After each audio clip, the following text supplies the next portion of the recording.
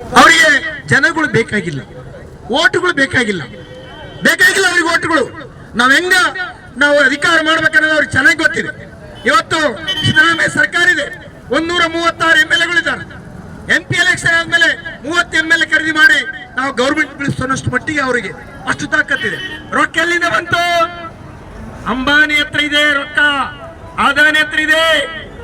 ಮೋದಿ ಅವರು ಹೆಂಡತಿಲ್ಲ, ಮಕ್ಕಳಿಲ್ಲ, ಕುಟುಂಬ ಇಲ್ಲ, ಭ್ರಷ್ಟರಲ್ಲ ಅಂತ ಹೇಳ್ತಾರಲ್ಲ, ಅದಾನಿ ಅಂಬಾನಿ ಕುಟುಂಬನೇ ಮೋದಿ ಕುಟುಂಬ. ನಾವು ಅಪಾರ್ಥ ಮಾಡ್ಕೋಬಾರದು. ಅದಾನಿ ಅಂಬಾನಿ ಹತ್ರ ಇರ್ತಕ್ಕಂಥ ರೊಕ್ಕನೇ ಬಿಜೆಪಿ ರೊಕ್ಕ.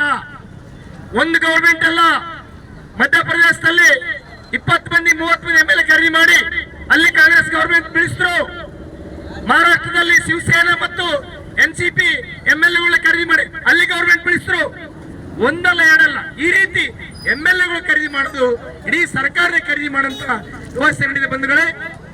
ಹಾಗಾಗಿ ನೀವು ಅಭ್ಯರ್ಥಿಗಳು ಬಂದಾಗ ರೈತರ ಸಾಲ ಮನ್ನಾ ಮಾಡಿ, ಉದ್ಯೋಗ ಖಾತ್ರಿ ಕೂಲಿ ಇವತ್ತು 5 ತಿಂಗಳಾಯ್ತು ಕೊಟ್ಟಿಲ್ಲ, ಉದ್ಯೋಗ ಖಾತ್ರಿ ಕೂಲಿ ಕೊಟ್ಟಿಲ್ಲ,